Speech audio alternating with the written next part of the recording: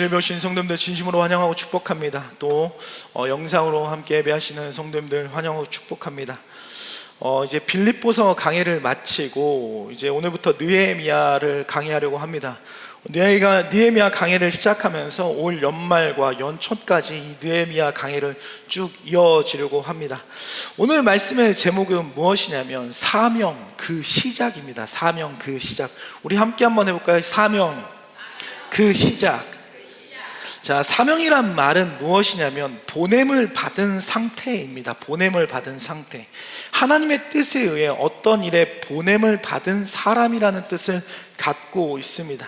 느헤미야의 전체적인 줄거리는 왕의 술 맡은 관원장이었던 느헤미야가 고국으로 돌아가 무너진 예루살렘 성벽을 재건하는 이야기입니다.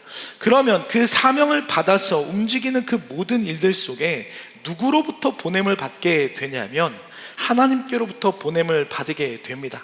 그런데 놀라운 건 뭐냐면 어떤 하나님의 직접적인 계시와 말씀을 떠나서 하나님이 어떻게 마음을 주시고 그 사명을 움직이게 하시는지 오늘 본문의 말씀을 통해서 하나님께서 주시는 은혜를 좀 함께 나누고자 합니다. 첫 번째, 그 사명의 시작은 무엇이냐면 마음이 가는 곳이 사명이라는 거예요. 마음이 가는 곳.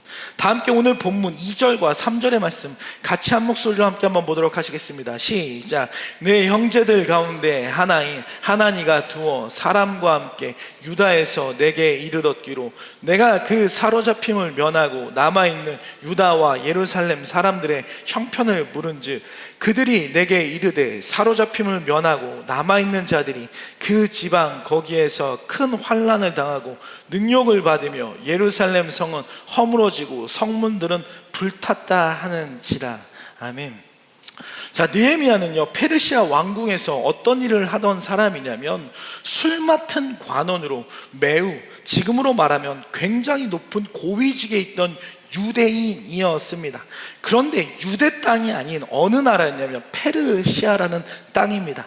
이 시대가 어떤 시대였냐면요 이스라엘 역사에서 가장 비극적인 시대가 바로 이때 당시였습니다.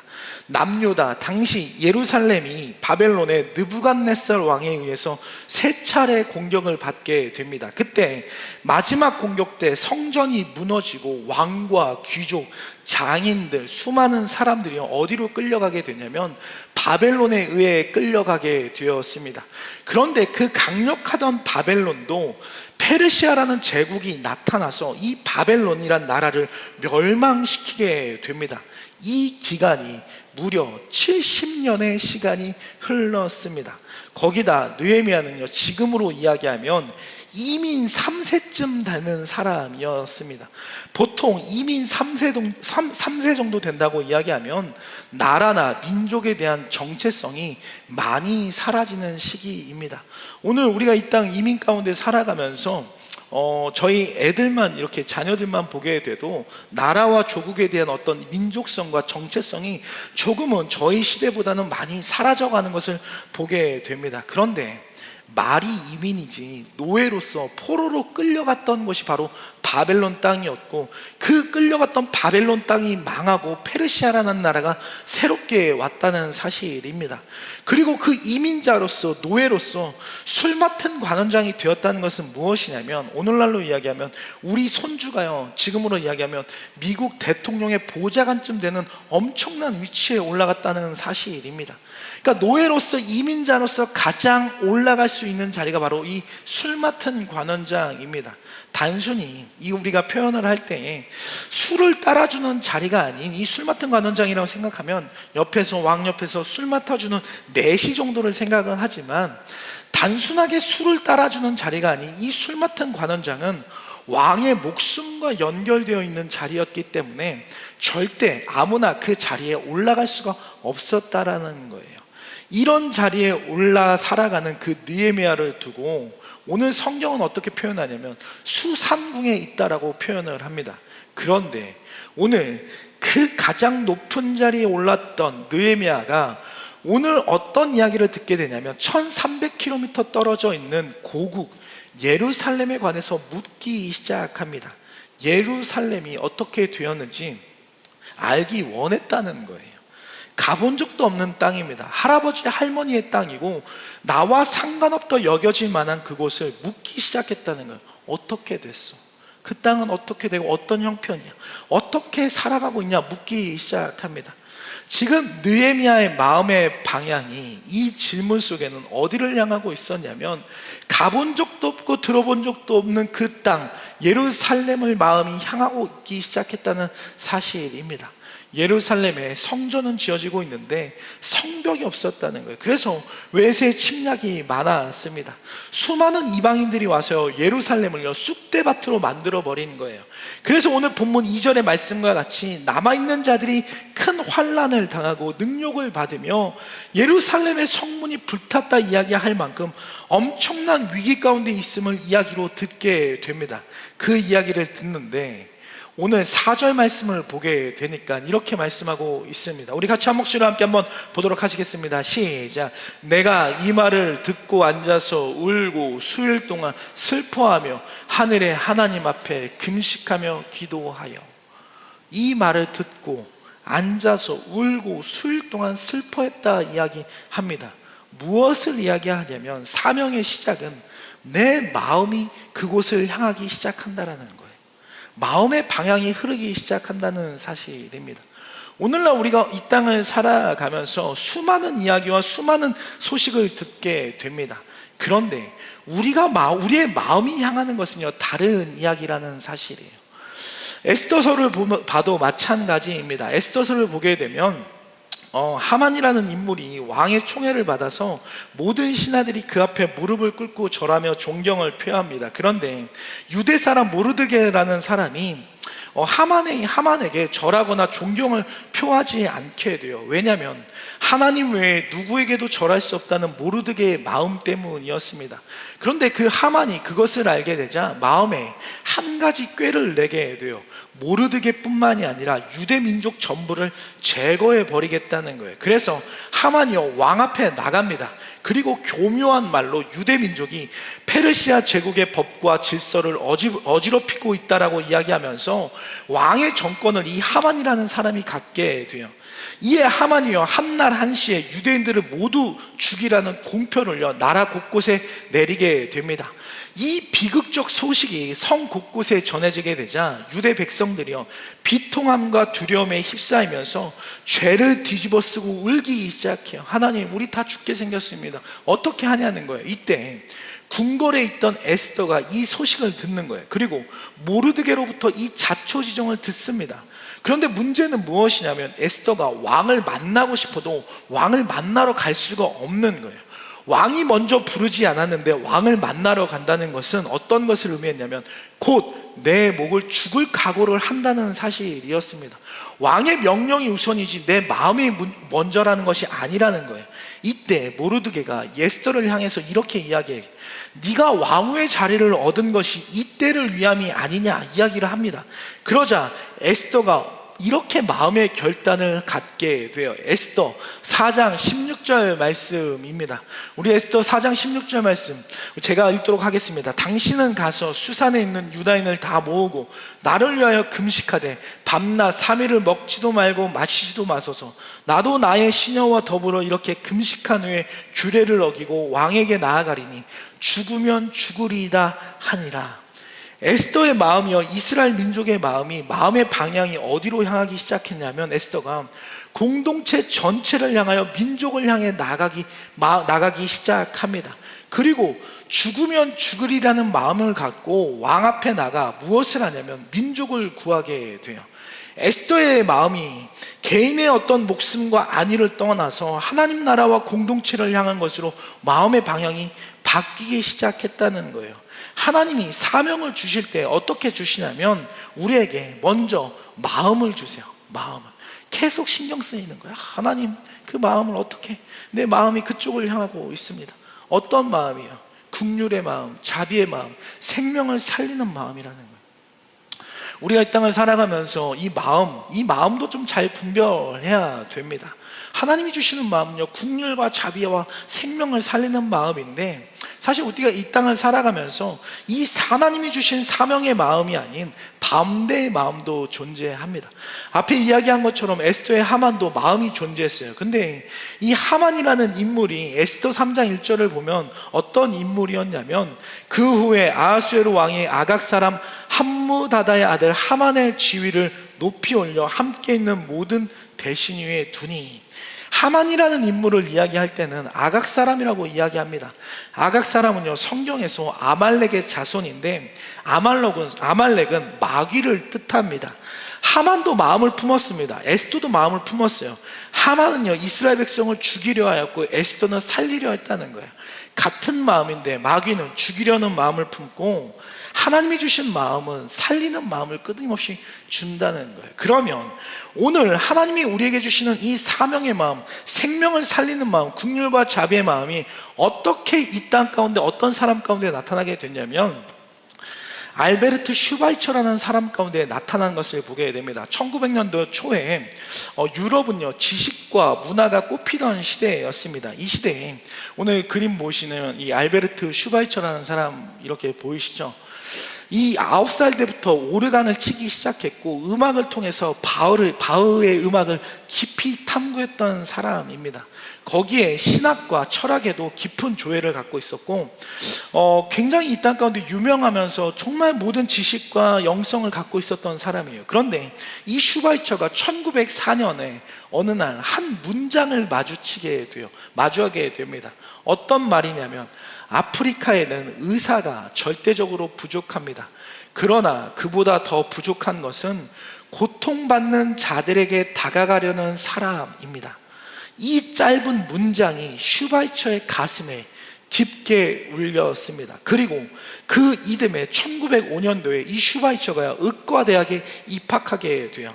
이 문구에 이 슈바이처가 당시 30살에 의과대학에 입학하게 되는데, 이 공부하고 나서 이 슈바이처가 가봉이라는 곳에 람브렌의 정글로 떠나서 그곳에 병원을 세우고, 아프리카 가봉이라는 곳에 떠나서 병원을 세우고 말라리아에 걸린 사람, 나병 환자들, 굶주린 아이들을 돌보면서 한평생을요 예수의 사랑을 실천하게 됩니다.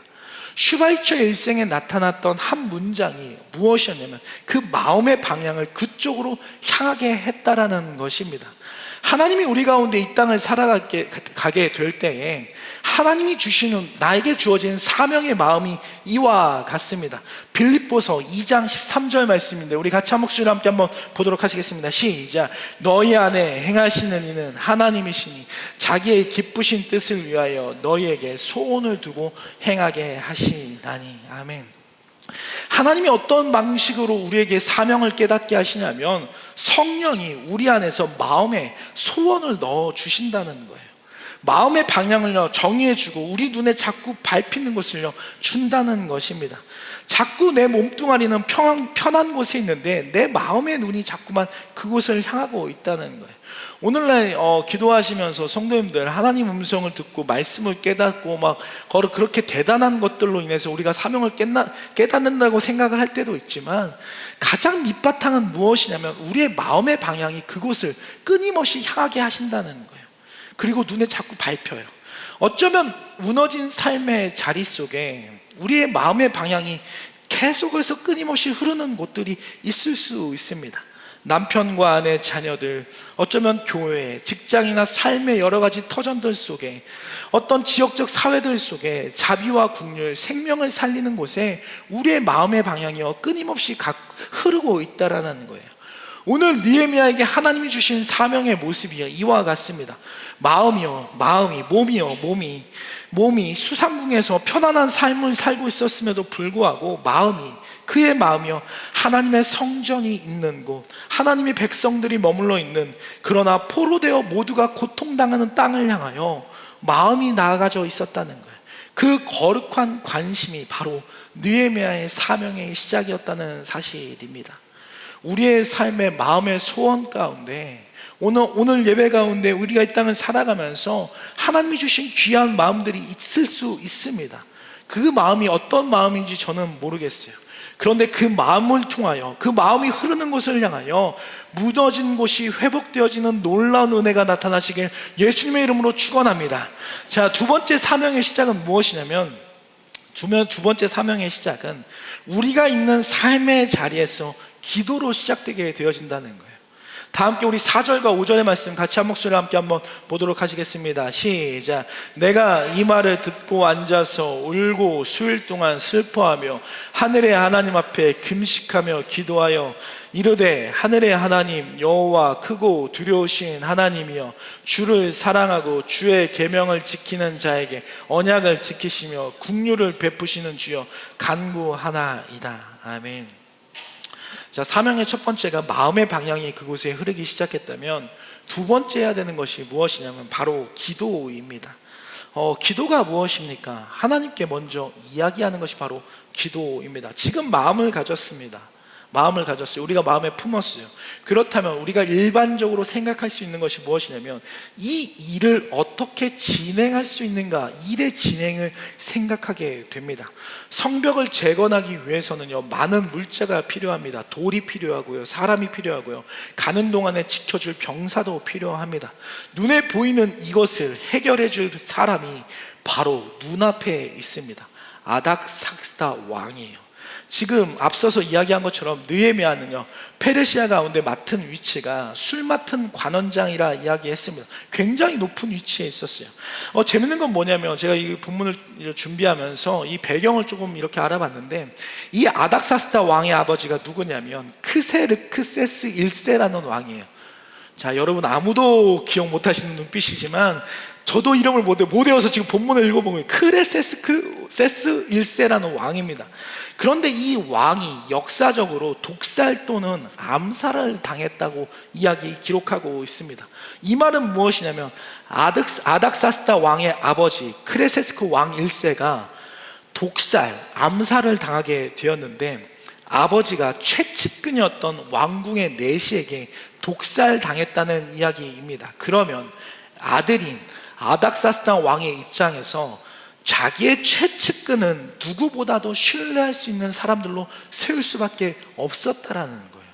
술 맡은 관원자, 어떻게 독살당했는지는 모르겠지만 가장 쉽게 독살당할 수 있는 위치가 바로 먹는 음식에 독을 타는 일이었습니다. 그런데 느헤미야가 지금 갖고 있는 건 뭐냐면, 왕의 술 맡은 관원장의 위치 속에는 어떤 것을 의미하냐면, 왕인 아닥삭스다 왕과는요, 다른 어떤 관계보다도 신뢰할 수밖에 없고 믿을 수밖에 없는 위치에 있었다는 것이 바로 이 느헤미야의 위치였다는 사실입니다. 왕의 술 맡은 관원자, 왕의 목숨을 담당하는 위치에 있었다는 거예요. 그러니까 왕과 가장 가까이에서 개인적으로 찾아가서 왕에게 모든 부탁을 할 수 있는 자리에 있는 사람이 바로 느헤미야라는 거예요. 그러면 누구보다 가깝습니다. 그럼 우리 성도님들 어떻게 하시겠습니까? 제가 상상을 해봤어요. 제가 느헤미야였다면 내가 찾아가서 이야기하면 바로 다 들어줄 수 있는 사람이라는 생각이 들면 저는 곧바로 찾아갔을 것 같습니다. 저는 곧바로 찾아갔을 것 같아요. 저는 제 성격상 곧바로 찾아가서 얘기하고, 제가 목회자지만 기도하는 것보다 먼저 행동하는 것이 앞설 때가 있잖아요. 저는 바로 찾아갔을 것 같아요. 그런데 재밌는 건 뭐냐면, 오늘 본문 가운데 느헤미야가요, 그렇게 하지 않습니다. 눈에 보이는 왕을 먼저 찾아가서 이야기하는 것이 아니라 어떻게 하냐면, 가장 먼저 하나님께 기도합니다. 느헤미야에게는요, 힘이 없었던 것도 아닙니다. 정치력이 부족한 것도 아니었습니다. 관계가 없던 것도 아니었습니다. 왕과 가장 가까운 위치에 있었고 권력으로도 힘을 쓸 수 있는 엄청난 자리에 있었습니다. 그런데 그럼에도 불구하고 오늘 본문 4절, 5절, 6절, 11절을 보게 되면 반복해서 하는 이야기가 뭐냐면, 기도하여, 간구하여, 기도하며 기도를 들으시고, 반복적으로 했던 것은 무엇이냐면 기도했다라는 거예요. 예루살렘의 성의 소식을 듣고 기도하고, 왕의 도움을 청할 때 기도하고, 왕이 도와줄 때 기도하고, 왕이 낙담했을 때 기도하고, 길을 떠나고 가는 길에 기도하고, 예루살렘에 도착해서 기도하고, 성벽 공사할 때 기도하고, 공사 도중에 기도하고, 끊임없이 기도합니다. 왜요? 눈에 보이는 사람이 이 일을 행하는 것이 아니라 이 일이 진짜 되어줄 수 있는 것은 눈에 보이지 않는 하나님의 손에 달렸기 때문입니다. 우리가 이 땅을 살아갈 때 앞서 이야기한 것과 같이 돈 있는 사람 찾아가서 도와달라고 하는 게 빠를 것 같아요. 힘 있는 사람 찾아가서 함께 하자고 하는 게 빠를 것 같습니다. 내 친구한테 찾아가서 내 문제를 이야기하면 해결될 것 같아요. 그런데 아니라는 거예요. 잠언 21장 1절에 이렇게 말씀하고 있습니다. 우리가 같이 한 목소리로 함께 한번 보도록 하시겠습니다. 시작. 왕의 마음이 여호와의 손에 있음이 마치 봇물과 같아서 그가 임의로 인도하시느니라. 아멘. 왕의 마음이 누구에게 있다고요? 하나님께 있다는 거예요. 진짜 사명을 이루는 힘은 눈에 보이는 세상이 아닌 하나님께 속해 있습니다. 느헤미야와 마찬가지로 바벨론 초기에 포로로 끌려왔던 다니엘도 이 사실을 알았어요. 페르시아 왕국, 바사 왕국 초창기에 다리오 왕이 새로운 통치를 하게 될 때에 총명하고 신실한 관료들을 세워서요 나라를 다스리게 합니다. 그 인물 중에 하나가 다니엘이라는 사람이었어요. 포로로 끌려온 다니엘이 왕이 다니엘을 총리로 세우려고 합니다. 그러자 주변에 있던 신하들이요 시기심에 불타올라서 다니엘을 샅샅이 조사해서 총리가 안 되게 하려고 하는데 다니엘에게 흠이 없는 거예요. 그러자 그 신하들이요 왕에게 교묘한 한수를 냅니다. 30일 동안 왕 외에 어떤 신이나 사람에게 무엇을 구하면 사자굴에 던져놓게 하자는 것이었어요. 왕이요 깊이 생각하지 않고 그 제안에 도장을 찍습니다. 왜 이와 같이 했냐면 다니엘이 날마다 하루에 3번씩 하나님께 기도했기 때문입니다. 이와 같은 조서가 떨어지게 돼요. 이 왕의 명령을 어기면 사자굴 속에 갈 수밖에 없는 엄청난 위기 속에 빠지게 됩니다. 자, 왕의 명령이 떨어졌습니다. 오늘 성도님들 기도하기 시작하면 다 감옥에 집어넣겠습니다. 자, 그러면 기도하지 않을 것 같잖아요. 우리 마음이 너무나 두렵고 떨리잖아요. 그런데 다니엘이요 그렇게 행동하지 않아요. 다니엘서 6장 10절의 말씀에 이렇게 말씀하고 있습니다. 우리 같이 한 목소리로 함께 한번 보도록 하시겠습니다. 시작. 다니엘이 이 조서에 왕의 도장이 찍힌 것을 알고도 자기 집에 돌아가서는 윗방에 올라가 예루살렘을 향한 창문을 열고 전에 하던 대로 하루 3번씩 무릎을 꿇고 기도하며 그의 하나님께 하였더라. 아멘. 죽을 수밖에 없는 공표가 떨어졌는데 똑같이 하루에 3번씩 무릎을 꿇고 기도하며 하나님께 감사합니다.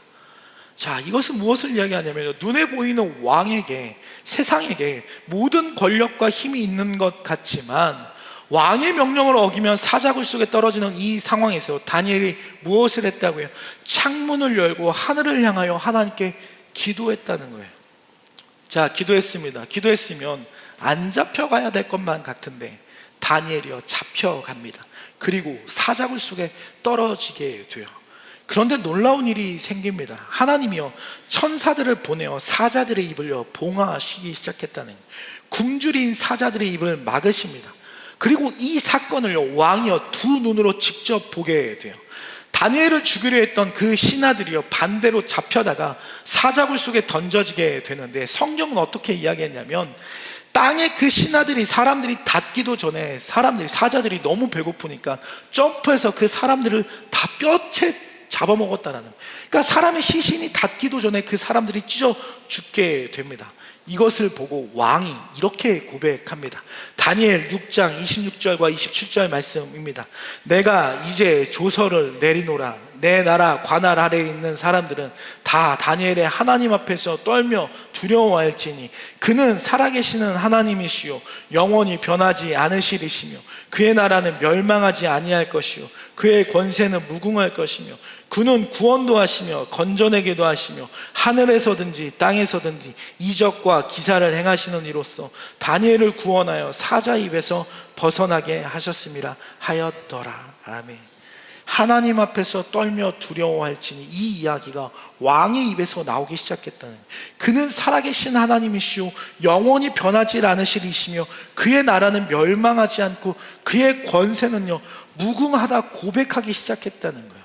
지금 이 땅에서 가장 힘있고 권세 있다는 여기는 왕이 자신이 아닌 하나님께 모든 힘과 권세와 능력이 있다는 고백을 하게 되는 것입니다. 그 시작은 무엇이었냐면, 기도하면 사자굴 속에 들어가게 된다는 그 공포 속에서도 진짜 힘이 하나님께 있음을 믿고 기도하며 고백하며 간구했던 다니엘의 기도 속에서 시작되기 시작했다는 사실.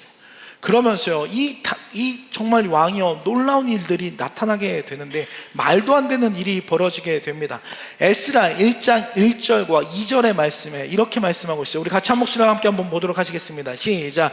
바사와 고레스 원년에 여호와께서 예레미야의 입을 통하여 하신 말씀을 이루게 하시려고 바사왕 고레스의 마음을 감동시키매 그가 온 나라에 공포도 하고 조소도 내려 이르되, 바사왕 고레스는 말하노니 하늘의 하나님 여호와께서 세상 모든 나라를 내게 주셨고 나에게 명령하사 유다 예루살렘에 성전을 건축하라 하셨나니. 아멘. 어떤 일이 벌어지게 되냐면, 바벨론에 끌려왔던 70년의 세월 속에서 하나님이 고레스 왕을 통하여 포로 생활을 끝내고 돌아가는 회복의 시간을 나타내기 시작했다는 것입니다. 여러분, 이게 왜 말이 안 되는 사건이냐면, 노예는 나라의 재산입니다. 출애굽기에 나오는 바로의 애굽 왕은요, 이스라엘 백성을 풀어주기 싫으니까 홍해 바다에 가서 죽을 때까지 쫓아가요. 하나님이 이스라엘을 향하여 70년이 차면 이스라엘을 돌려보내겠다 말씀하셨는데, 그 70년이 누구의 마음을 감동해서 돌아가게 된 거냐면, 지금 이 다니엘 시대의 고레스 왕을 통하여 시작되게 되었다는 거예요. 그 왕의 고백이, 기도하는 다니엘이 사자굴 가운데 떨어졌을 때 보았던 살아계신 하나님을 보게 됨으로 시작되게 됩니다. 사명을 이루는 시작은 사람에게 달려있지 않습니다. 여러분 믿으십니까? 온 천하 만물을 주관하시는 진짜 힘 되시는 하나님께 달려있다는 거예요. 우리 힘과 능으로 사명을 이루는 것이 아니라 하나님께로부터 시작되기 시작한다는 거예요. 그래서 먼저 우리가 상대해야 되는 것은요, 왕을 상대하고 이 땅에 힘 있는 사람을 상대하는 것이 아니라 기도 가운데 하나님을 먼저 상대하고 하나님을 먼저 붙드는 거예요. 이 땅을 살아갈 때 어떤 문제들 속에서 우리가 사람이 그것을 해결해 줄 것 같지만 진짜 해결의 방법의 시작은 하나님께 속해 있다는 사실이에요. 제가 감사한 건 뭐냐면, 우리 권사님들이 교회를 놓고 기도 제목들을 놓고 수요일마다 2시간씩 기도하고 계세요. 자, 1시간씩 걸려서 집에 왔는데 기도는 2시간씩 하고 계세요. 놀라운 기적이 계속해서 이루어지는 것을 보게 됩니다.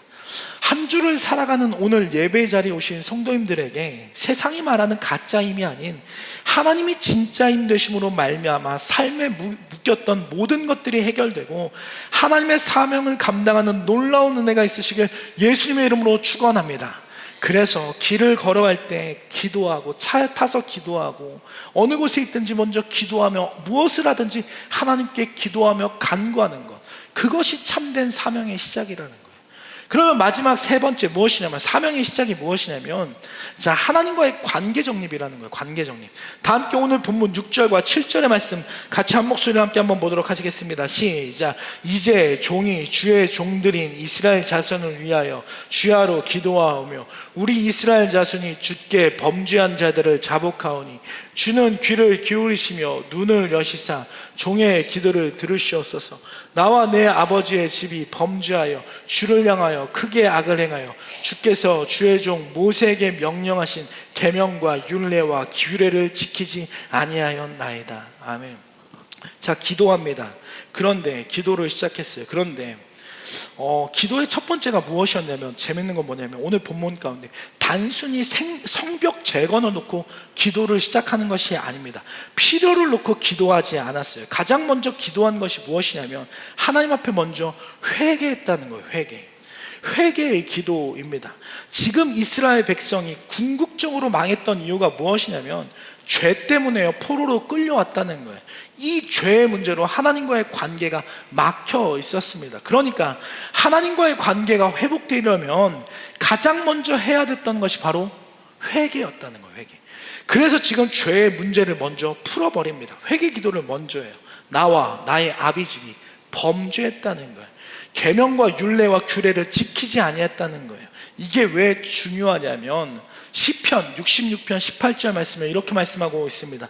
같이 한 목소리로 함께 한번 보도록 하시겠습니다. 시작. 내가 나의 마음에 죄악을 품었더라면 주께서 듣지 아니하시리라. 한 군데 더 볼게요. 이사야 1장 15절 말씀입니다. 시작. 너희가 손을 펼 때에 내가 내 눈을 너희에게서 가리고 너희가 많이 기도할지라도 내가 듣지 아니하리니 이는 너희의 손에 피가 가득함이라.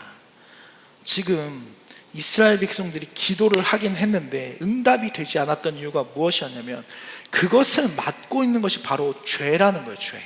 마음의 죄악, 손의 피, 그 죄가 기도의 응답을 막고 있는 것입니다. 우리가 어떤 비전과 목적을 향해 나아갈 때 우리가 가장 먼저 기도하는 것은 우리의 필요와 목적을 놓고 기도하게 됩니다. 문제를 놓고 먼저 기도하게 돼요. 그런데 사명의 그 시작은 무엇이냐면 회개의 기도로부터 시작된다는 거예요. 영적인 전환점이 어떨 때 일어나게 되냐면 회개 가운데, 회개의 기도 가운데 이 영적인 전환점이 바뀌어지는 것을 나타나게 됩니다. 어떤 회개로 바뀌게 되냐면 오늘 본문 6절의 말씀을 살펴보면 이렇게 말씀하고 있어요. 우리 이스라엘 자손이 주께 범죄한 죄들을 자복하오니 나와 내 아버지의 집이 범죄하여. 자, 이민 3세가 자기 민족의 정체성을 다 잃어버렸을 것만 같은 아무런 상관이 없다 여겨질 만한 느헤미야가 어떻게 회개했냐면 우리 민족이, 우리 공동체의 죄가 다른 사람의 죄가 아닌 나의 죄라고 고백을 하게 됩니다. 이게 말이 안 되는 것이 뭐냐면요, 나는 그때 태어나지도 않았어요. 할아버지 세대, 아버지 세대에 나타난 죄가 다른 사람의 문제가 아닌, 상대방이 아닌 나의 문제로 여기고 내가 기도하지 못해서 그렇게 된 것이라고 고백했다라는 거예요. 사명자의 삶이요 이와 같습니다. 아담과 하와가 선과 악을 알게 하는 나무의 열매를 따먹고 범죄하였을 때 아담이 한 이야기가 뭐냐면요, 하나님이 주셔서 나와 함께 하신 여자 때문에 내가 범죄했다라고 고백합니다. 하와가 이야기한 것이 뭐냐면 뱀이 나를 꿰물어 그랬다라는 거예요. 죄의 특성이 그렇습니다. 전가합니다. 나 때문에, 나와 아무런 상관이 없는데 이 사건들이 발생했다라는 거예요. 상대방 때문에 그랬다 이야기하게 돼요. 심지어 이 재밌는 건 뭐냐면 성경을 보니까 아담은 하나님이 주셔서 나와 함께 하신 여자 때문에, 지금 그 죄의 전가를 누구에게 돌린 거냐면 만물을 창조하신 하나님께로 이 죄의 문제를 돌렸다는 거예요. 죄라는 무서움이 이와 같습니다. 전가시킨다는 거예요. 하나님과의 관계를 단절시키고 모든 것은 내 책임이 아닌 상대방의 것으로 돌리게 돼요. 그런데 참된 회복은 하나님의 사명의 시작은 무엇이냐면 죄의 문제가 다른 사람에게 전가되는 것이 아닌 짊어지게 되는 거예요. 짊어지게. 그래서 예수님께서 이 땅 가운데 오셨을 때 우리의 모든 죄악의 짐을 짊어지셨습니다. 막혔던 하나님과의 관계가 예수님께서 모든 죄의 짐을 짊어지심으로 관계가 회복되어지는 놀라운 은혜가 나타나게 되었습니다. 오늘 그 막혔던 하나님과의 관계를 다른 어떤 기도가 아닌, 하나님 이 죄가 다른 어떤 누구의 죄가 아닌 나의 죄임을 알고 회개하기 시작했다는 거예요. 제가 이 땅을 살면서 되는 집과 안 되는 집의 차이를 제가 열심히 알고 있습니다. 되는 집을 먼저 말씀을 드리면, 되는 집은 가정이 행복한 집들을 보게 되면 어떤 일이나 문제가 딱 발생하게 됐을 때 그 남편과 아내가 하는 얘기가 뭐라고 이야기하냐면 다 내 책임 때문이라고 이야기를 해요. 남편이 실수한 것도 내 책임, 아내가 실수한 것도 내 책임, 서로가 어떤 문제 속에서 내 책임, 미안해, 내가 이렇게 해서 잘못해서 먼저 미안하다라고 사과를 하며 이야기해요. 애들이 잘못해도 내 책임이라고 이야기를 합니다. 다 자기 책임이에요. 내가 기도하지 못해서, 내가 가르치지 못해서, 내가 부족해서 다 내 책임이라 이야기를 해요. 그런데 안 되는 집들을 보면 뭐라고 이야기하면, 문제가 생기면 다 남편 책임 때문이라는 거예요. 다 남편 책임, 다 아내 책임 때문이라고 이야기를 합니다. 다 애들 문제래요. 우리 애들이 그냥 엄마 닮아서 성격이 안 좋아서 다 그렇게 이야기를 하게 돼요. 제가 저희 애들이 실수하면 다 우리 아내 닮아서 그런다고 이야기하는 것처럼 다 그렇게 이야기를 하게 돼요. 모든 문제가 내 책임이라 말하는 그 가정 속에는요, 행복이 있고요, 감사가 있고 회복이 있습니다. 깨졌던 것도 붙여지는 놀라운 은혜가 있어요. 당신 책임이라 말하는 그 가정 속에는 세상의 모든 불행이 그 속에 존재합니다. 오늘 하나님이 세우신 사명자라 이야기하는 건 뭐냐면 가정의 사명, 사회의 사명, 직장의 사명, 삶에 있는 모든 것들 속에서 사명자는 하나님이 세우신 리더라는 거예요. 리더. 그러면 그 모든 책임은 객관적으로 보면 내 책임은 아니에요. 내 책임은 아닙니다. 그런데 그 모든 책임을 하나님께서 나를 사명자로 부르셨기 때문에 그 모든 것을 내가 짊어지고 책임지고 살아가는 거예요.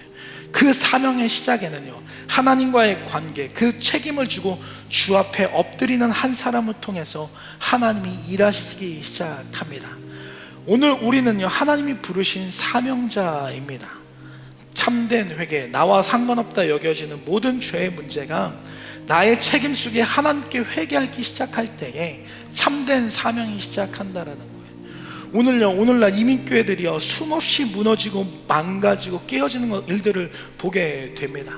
그런데 문제는 뭐냐면 이 사명의 마음이, 우리가 하나님께서 주신 사명의 마음이 참된 회개가 나로부터 시작되는 것이 아닌 우리가 상대방으로부터 시작될 때 너무나 많은 일들이 일어나게 되는 것을 보게 됩니다.